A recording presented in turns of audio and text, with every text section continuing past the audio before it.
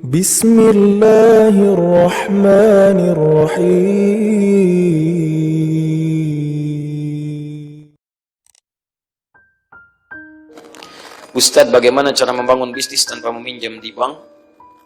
Karena ada riba di dalamnya. Apakah boleh jika kita bisnis dimulai dengan pinjaman di bank? Adapun jika ada, bagaimana caranya? Baik. Bisnis itu butuh modal. Modal itu dibagi dua. Ada modal materi, ada modal kreativitas. Allah menurunkan kepada Anda kemampuan untuk berpikir. Dan hebatnya, setiap kita sebelum terlahir itu sudah diberikan kemampuan oleh Allah, pengetahuan untuk bisa memetakan kehidupan kita. Antum tahu Nabi Adam? Saya sebut tahu, nggak ada yang ngaku. Saya sebut kenal, ada yang kenal. Tahu Nabi Adam ya? Nabi Adam ketika Allah ciptakan, sebelum ditugaskan jadi khalifah di bumi, itu diberikan bekal dulu. Bekalnya pengetahuan. Quran surah kedua ayat 31, paling kiri sebelah atas. وَعَلَّمَ آدَمَ الْأَسْمَاءَ كُلَّهَا. Dan Allah mengajarkan kepada Adam semua jenis pengetahuan, mampu menyebutkan semua benda yang ada di semesta. Kemampuan Nabi Adam mampu menyebutkan semua benda di semesta. Ada berapa benda ini? Di masjid ini saja banyak. Ada lampu, ada atap, dan macam-macam. Ada kubahnya, ada kubah bocor, ada yang tidak, ada kipas, dan wah, luar biasa. Ada karpet, ada kursi, banyak. Itu baru masjid, belum yang lain. Nah, sekarang perhatikan baik-baik. Adam manusia bukan? Nabi bukan?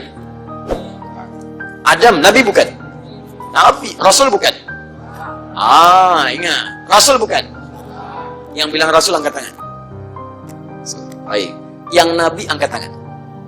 Anda Nabi?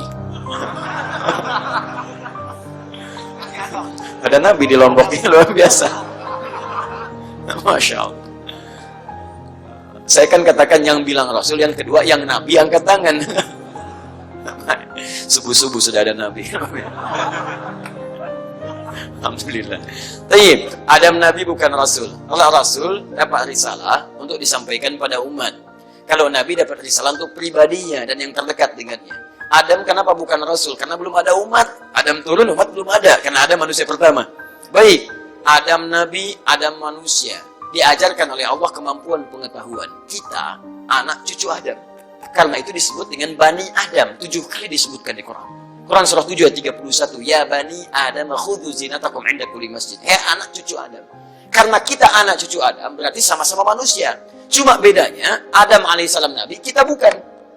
Dan kita mendapatkan fitrah yang sama. Adam diciptakan dengan pengetahuan bekalnya. Kita pun dengan bekal pengetahuan.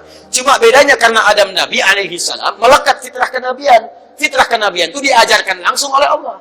Kalau kita bukan Nabi, melekat fitrah kemanusiaan. Fitrah kemanusiaan ditanamkan potensi pengetahuan. Ditanamkan. Kalau Anda ingin mengeluarkan potensi itu, Anda mesti belajar. Makanya turun ayat Quran surah 96 ayat 1. Iqra, baca. Quran surah 9 ayat 122. Falaula nafara min kulli firqatin minhum ta'ifatan liyatafaqahu fid din. Pahami, belajar. Quran surah 58 ayat ke-11. Yarfa'illahu alladhina amanu minkum walladhina utul ilma darajat. Cari pengetahuan. Cari. Keluarkan. Ternyata kita ini makhluk cerdas, makhluk pintar. Diciptakan oleh Allah dalam keadaan pintar. Tidak ada manusia bodoh. Saya dapatkan hasil research dari Eropa.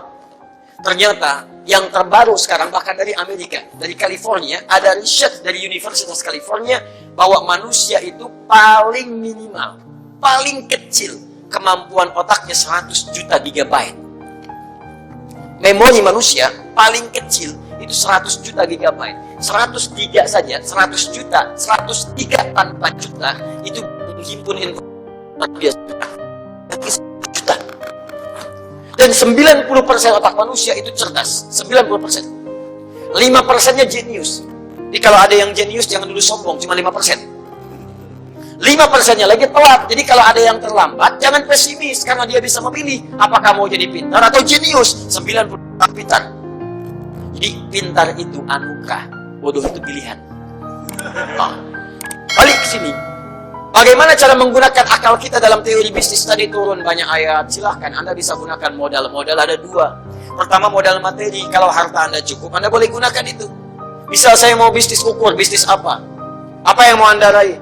Kemampuannya di mana? Turunkan dulu perangkatnya, jangan ujuk-ujuk ada angan begini, angan begitu, tapi kemampuan tidak ada. Ukur. bagaimana kemampuan mengerjakannya, apa objeknya, bagaimana pembagian waktunya, bagaimana kapasitasnya, turunkan apa modal yang saya miliki. Anda ingin mendapatkan misalnya objek bisnis, nilainya 50 juta. Perangkat untuk mencapai ini lihat dulu. Bagaimana dari segi waktunya, bagaimana dari segi tempatnya, bagaimana dari segi perangkatnya, kebutuhannya, siapa yang menggunakannya, siapa kemudian yang perangkat untuk bisa mewujudkan ini, timnya seperti apa, biayanya bagaimana. Hasilnya 50 juta yang diraih, semua perangkat ini membutuhkan investasi misalnya 20 juta. Dapat 50 juta, keuntungan 30 juta. Modal yang dipunya berapa? Modal yang dipunya misalnya cuma 5 juta. Maka tidak cukup bisa menggunakan 20 juta ini. Kemana solusinya? Baik, Anda bisa gunakan dua cara di sini. Kalau sekiranya modal tidak cukup untuk ini, maka ada cara yang pertama, cara kreativitas. Anda bisa rangkul yang lain. Anda mau buka koperasi misalnya, nggak harus ada modal langsung, 20 juta. Saya nggak dapat, koperasi jangan dulu dibuka. Tidak. Anda kumpulkan perangkat yang lain lewat wasilah-wasilah. Anda punya apa? Saya mau bikin bisnis koperasi. Bisnisnya di sini ada makanan-makanan. Masya Allah. Ayo gabung yuk. Anda bisa berikan apa? Baik, saya berikan misalnya bagian makanan A-nya. Saya sumbang mejanya. Saya berikan bagian kursinya. Saya pasang tendanya. Terafiliasi semuanya ini bersatu menjadi satu. Disebut dengan syirkah namanya. Persatuan untuk mewujudkan sesuatu. Modal berapa dihitung? Dari sini sekian, dari sini sekian, dari sini sekian. Bahkan yang 5 juta tidak dipakai karena bersinergi dengan yang lainnya, terwujud koperasi itu dihitung keuntungannya, dibagikan presentasi di situ. Itu yang digunakan oleh Abdurrahman bin Auf radhiyallahu taala. Beliau itu orang paling kaya, Pak, Ibu, di Mekah. Kaya luar biasa. Masuk Islam. Ketika akan hijrah ke Madinah, ketahuan masuk Islam, dirampas hartanya semua oleh orang kafir. Ambil semua. Kata orang Quraisy, kalau mau hijrah, kami rampas semua. Kami tidak akan eksekusi Anda. Tidak akan kami bunuh, silahkan berangkat. Tapi semua harta kami ambil, pergi berangkat dengan pakaian yang melekat di badan saya. Sengaja orang kafir tidak mengeksekusi untuk memberi pelajaran pada yang lain. Kalau Anda masuk Islam akan jadi fakir seperti ini, plus belum tentu selamat sampai ke Madinah. Keluarganya ditanya, kalau Anda ingin ikut suami pada istrinya, silahkan, kami rampas semua, berangkat dengan suami dengan pakaian saja. Tapi kalau Anda pilih di Mekah tinggal, kembali kepada kepercayaan semula. Kata orang-orang kafir Quraisy, saya berikan semua harta suami, jadi orang paling kaya di kota Mekah, dan boleh menikah dengan laki-laki manapun kami fasilitasi.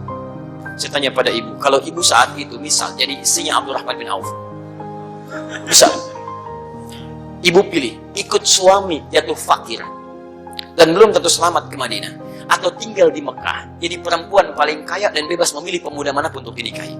Anggap suami nggak hadir subuh ini, ibu pilih yang mana? Satu atau dua? Ikut suami atau tinggal di Mekah? Oh, pikir-pikir dulu.